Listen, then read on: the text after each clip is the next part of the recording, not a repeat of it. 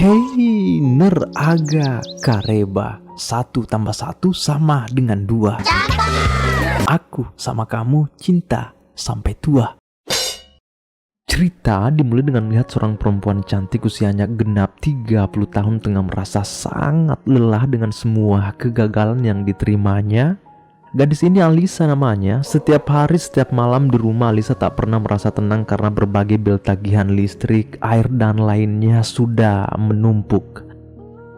Si Alisa ini tidak tinggal sendirian, ia hidup bersama kekasihnya Karan. Karan ini sebenarnya ialah seorang penulis handal, tapi belakangan ini draft buatannya selalu mendapat penolakan. Intinya semua yang ada dalam hidup calon pasangan suami istri ini semakin memperburuk. Anxiety, penyakit kecemasan yang diderita oleh Alisa yang terjadi pasca ibunya gengtung diri dahulu, entah apa penyebabnya. Kala itu Alisa masih bocah ingusan. Tak ingin berlarut-larut dalam hiruk-pikuk yang menyesakkan ini, Alisa mencoba keluar dengan kekasihnya Karan mencari ketenangan. Kebetulan hari ini Alisa telah menerima ajakan dari sepupunya Tia untuk berlibur bersama.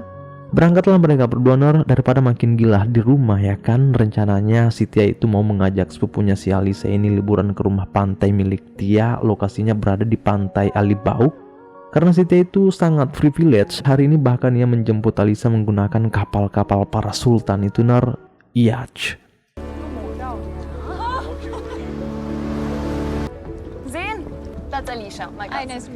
Di kapal ada wajah baru, Zain namanya. Si Zain ini adalah tunangan Tia sendiri. Dari sini mereka saling berkenalan satu sama lain. Sebagai seorang sepupu, Tia dan Alisa saling merapikan rindu lama akibat jarang sekali ketemu karena kesibukan masing-masing. Tunangan Tia, si Zain itu tentu bukan pemuda yang hidup dalam kemalasan, namun saat ini Zain sedang menggarap proyek fantastis real estate, properti dan bangunan untuk sebuah kota praja di Alibauk ini. Nah, salah satu investor terbesar dalam perusahaan Zain ini adalah keluarga Tia sendiri yang amat sangat privilege. Sejak pertama kali pertemuan ini, sepertinya akan menjadi perjalanan yang romantik. Seraya kapal mengarungi perairan, mereka berempat mulai saling berbagi kisah hidup masing-masing. Bahkan terasa mulai ada koneksi antara satu sama lain, baik itu Tia dengan Karan kekasihnya Alisa, begitupun dengan Alisa terhadap Zain kekasihnya Tia. I'm gonna go get a drink. Hi, can I get a beer please? इतनी क्या ट्रेजेडी हो गई यहाँ? Sure. तुम टिया से कब मिले? They seem quite close. Tak terasa kita telah sampai di rumah pantai milik Tia. Lalu entah hanya sayakah yang mulai mencium bau kecurigaan atau mungkin para pecinta Henner juga terhadap Zain. Dari sejak awal pertemuan sikapnya cukup aneh, ya sering-sering ngekor dan mengajak Alisa ngobrol ketimbang kekasihnya Tia. Apa mungkin dua orang ini telah begitu cepatnya memiliki ketertarikan masing-masing?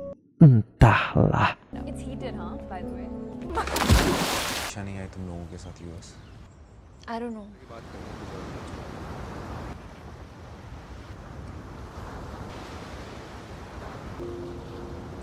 Tuh kan, perhatikan sendiri gerak-gerik Zain terhadap Alisa. Selalu ada kontak mata dari mereka di celah-celah waktu tertentu. Tapi semoga apa yang dikhawatirkan tidak benar-benar terjadi, karena asal kalian tahu, setelah Zain menyelesaikan proyeknya di Alibauk ini, akan lanjut memulai persiapan pernikahannya dengan Tia. Itu Tia sampaikan langsung ke sepupunya Alisa saat lagi asik berendam di kolam di malam yang bersahabat ini. Hey. Are you flirting with me? Makin larut, makin membahana pula gerak-gerik Zain dengan Alisa. Entah kenapa mereka berdua di saat-saat sekarang harusnya pintar-pintar menjaga jarak, jangan sampai ada yang tenggelam di lubang buaya kan. Tapi jangan salah juga, perasaan orang sulit ditebak. Setelah tidur di kamar masing-masing, kini pagi datang menyapa. Saat Tia masih ngorok, sepagi ini Zain sudah keluar perenggangan di pantai. Tahu-taunya karena ada Alisa di sana sedang yoga. Kebetulan si Alisa ini memang juga bekerja sebagai pelatih yoga. Hal yang paling tak disangka di sini, ketika Zain mulai jalan ke arah Alisa lalu mengajak Alisa pergi dari pantai, kata Zain, tenang saja. Tidak ada sikap menggoda, ini hanya sekedar ajakan jalan. Alisa ya mau-mau aja, jalanlah mereka.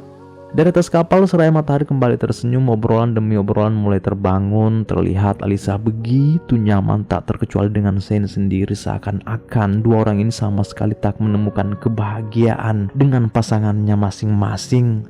Alisa sebenarnya bingung juga Shane mau mengajaknya kemana. Tahu-taunya Shane datang memperlihatkan proyek fantastis yang sedang ia garap itu. Tuh di depan sana bukan kaleng-kaleng memang. Kata Shane, Alisa, saya membawamu ke sini bukan untuk pamer, ya hanya sekedar tamasya saja.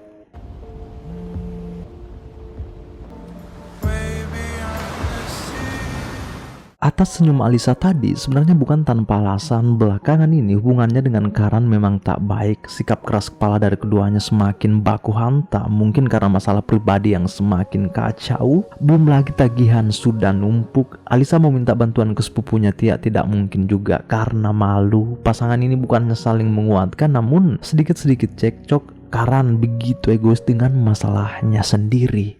और मेरी diary Chill.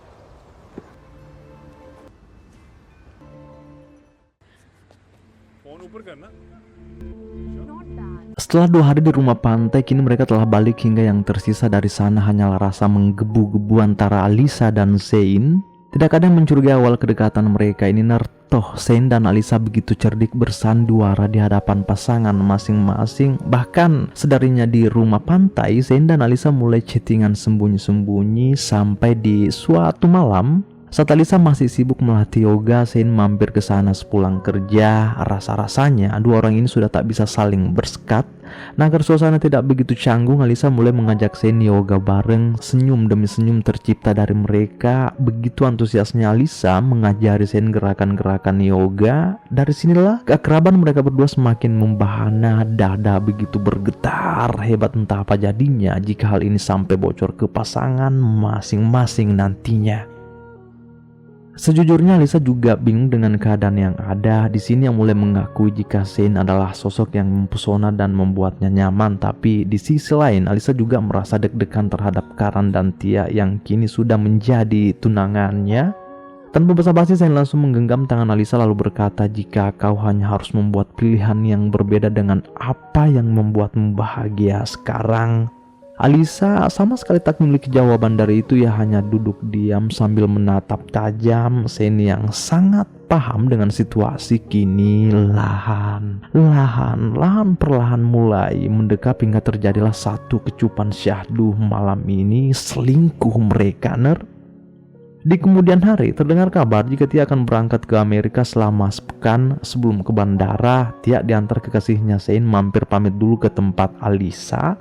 Ketika Alisa lagi sibuk di dapur mempersiapkan minum, nekatnya Shane juga masuk ke sana hanya karena untuk berduaan dengan alasan ingin mencari pembuka botol minuman. Sampai gedebak-gedebuk dada Alisa melihat Shane yang tak bisa mengkondisikan gejolak dan akhirnya sikap rahasia mereka ini nyaris ketahuan.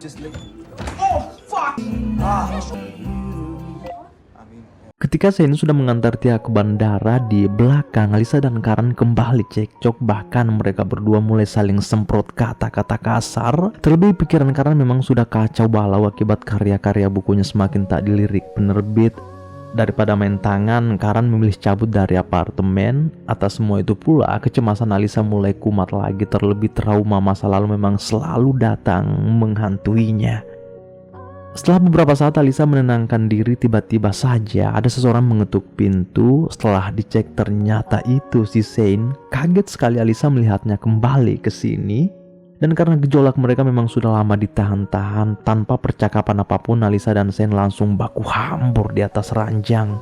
Untuk saat ini mereka berdua sangat bebas karena Karan juga sedang keluar daerah selama beberapa hari demi penerbitan bukunya. Intinya yang ada di pikiran Karan saat ini hanyalah buku dan buku, tanpa ia sadari jika sikapnya itu membuat kekasihnya Alisa mulai merasa dicampakkan. Di belakang beraksilah si Alisa. Setiap hari setiap malam ia membersamai Shane. Hubungan dua orang ini benar-benar bergejolak. Kemesraan yang intim selalu menghiasi hari-hari mereka. Pokoknya tabrak-tabrak, digas terus. Bahkan Alisa mulai menceritakan semua keresahannya selama ini, yang memberitahu Shane jika dirinya sangat tak nyaman berada di rumah. Ia merasa terjebak di sana, di mana itu jelas merupakan kode keras untuk Shane sendiri. Kini beberapa hari telah berlalu, alih-alih Alisa ulang tahun, Karan merayakan ulang tahun kekasihnya ini di rumah pantai. Tepat di hadapan para tamu undangan di hari spesial Alisa ini, Alisa begitu terkejut melihat sikap romantis Karan. Tak ia sangka Karan ternyata melamarnya. Mau tidak mau ya, Alisa harus tetap terlihat bersahaja meski pikirannya terus berpusat ke Zain. Nah, atas lamaran Karan itu kini Alisa tak memiliki pilihan apapun kecuali mulai menghindari Zain. Alicia, don't just walk away. Alicia. Zain, मैं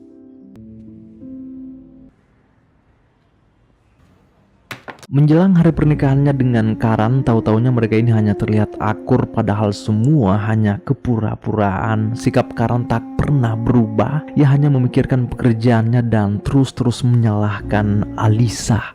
ये एहसान मत जताओ सोचना पड़ता है उसके लिए क्या हुआ माँ? Asal kalian tahu Ner, motif dibalik gantung diri emaknya Alisa dahulu itu karena masalah serupa. Itulah mengapa Alisa sekarang jadi berpikir keras. Kecemasannya semakin ganas sebab ia merasa takut jangan sampai hubungannya dengan Karan ini membuatnya terjebak di lubang yang sama seperti apa yang dialami ibunya dahulu terhadap ayahnya. Dan itulah mengapa hingga sedewasa ini Alisa tak pernah bisa memaafkan kelakuan ayahnya terhadap emaknya dahulu. Memang sesekali Alisa datang menjenguk ayahnya, tapi ya begitulah alisnya selalu saja bengkok. के साथ हुआ वो मेरे साथ बुरा बाप बनकर मैं जी रहा हूँ। नहीं दिखता होगा लेकिन उनका दम घुटता था. She fucking hung herself.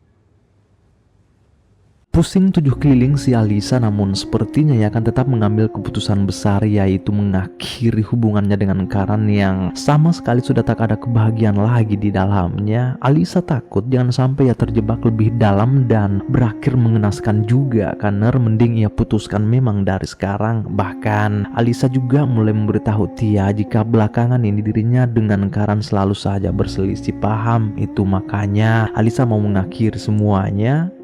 Tia mendengar itu turut prihatin dengan hubungan sepupunya Alisa tanpa ia sadari jika perasaan Zain terhadapnya juga meresahkan. Sampai pada akhirnya Ner, Alisa benar-benar sudah selesai dengan Karan. Sorry. She's made up her mind. Okay. Take care, huh? Love you. Karena sekarang Alisa sudah bingung harus kemana lagi untuk bersandar. Pada akhirnya ia kembali membuka blokir Zain lalu mengajak ketemu sekarang. Ketemulah mereka setelah cukup lama bersekat, dan karena Zain ini memang sudah sangat terpikat dengan Alisa, ia pun memberitahu satu hal jika dirinya juga sudah memutuskan untuk mengakhiri hubungannya dengan Tia. Tapi nanti setelah proyeknya itu selesai. Setelah saling menyampaikan kerinduan, baku hampur lagi mereka. Nar, setiap hari, setiap malam ada celah mereka kencan tanpa pengetahuan Tia sama sekali.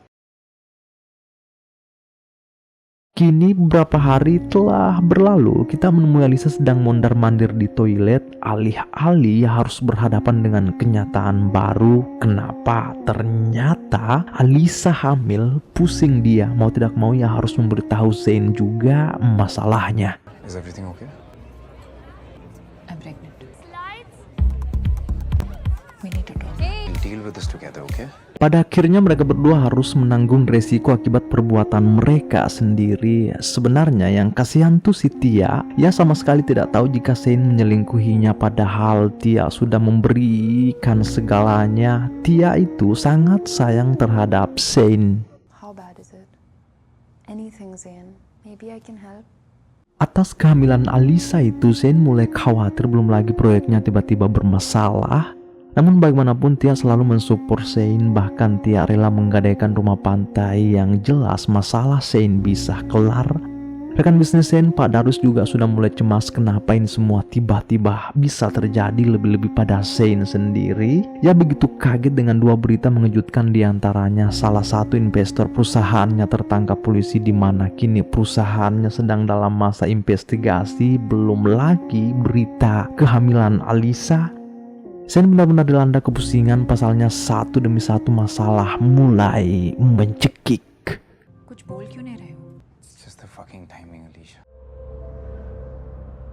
The contract or we sue you. Fucking turn off the TV! Zain, financial fraud है साला, कोई पता है मजाक नहीं मुझे। कर रहा। नहीं, इस बार टिया के पास fucking try me. Keadaan semakin memburuk, entah ini semua karena atas dosa-dosa yang mereka perbuat atau bagaimana. Intinya, situasi sekarang membuat Shane tak bisa berpikir jernih, tak terkecuali dengan Alisa sendiri. Mereka sampai tak habis pikir, bisa diperhadapkan dengan masalah yang begitu kompleks. Terlebih Tia juga sudah mulai curiga dengan sikap Shane yang mencurigakan. I'm getting a bit anxious, so. Alicia यहाँ क्या करती है? Alicia not here. तो गया था अली बाग काम? Mortgage कर रहे हो? मना कर दिया यार. Menyala emosinya Shane, belum lagi Pak Darwis sudah memaksanya untuk cepat-cepat menyelesaikan masalah investor perusahaan.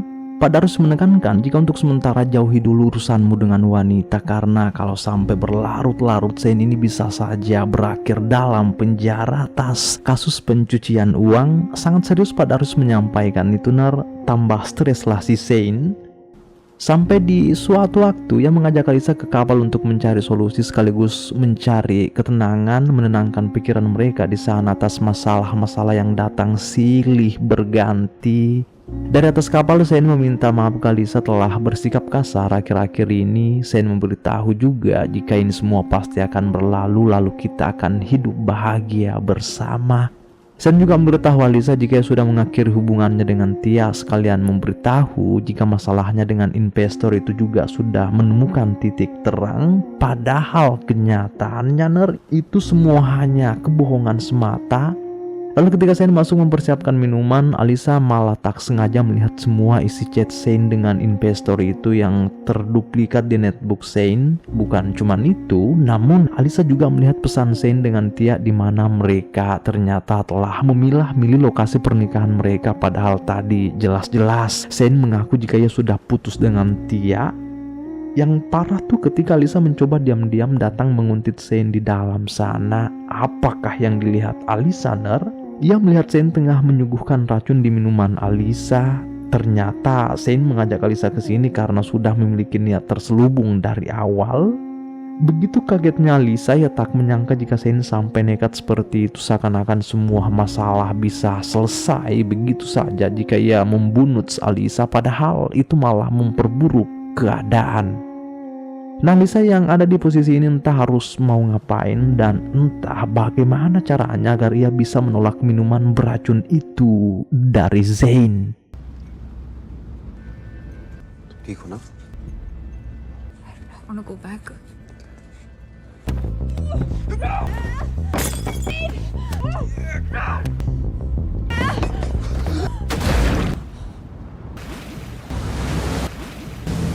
Zain malah terjebak pada perangkapnya sendiri, malah ia tercebur ke laut, sementara Alisa sudah cepat-cepat balik menenangkan diri, entah Zain di sana masih hidup atau tidak.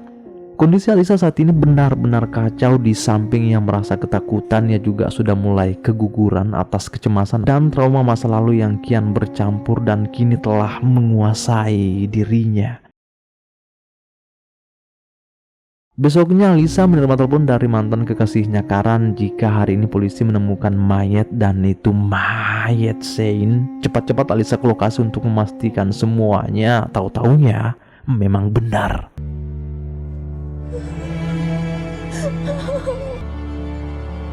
Yes, sir.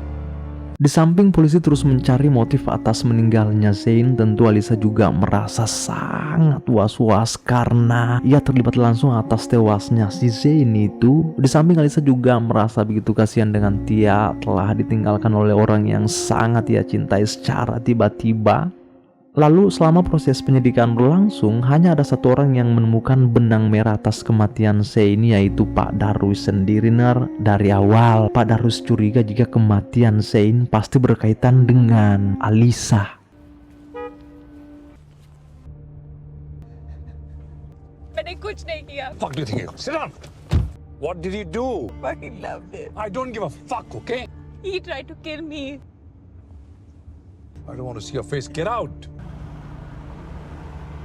Tak terasa kita telah berada di penghujung kisah. Kasus kematian Zain perlahan mulai tenggelam, di mana fakta-fakta baru mulai terungkap. Di suatu waktu Tia mengajak Alisa bicara empat mata. Ada hal penting yang ingin Tia sampaikan. क्या And dad and your mom were having an affair. Death के पहले I found out कि Will में और I could just make it all disappear.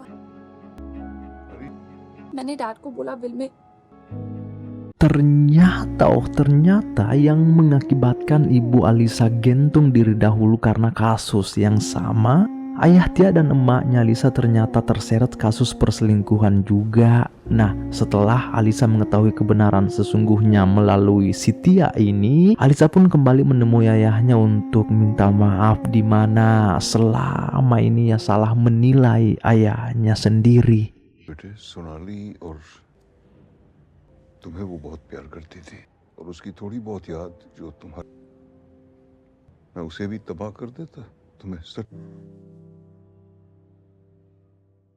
Kini telah usai.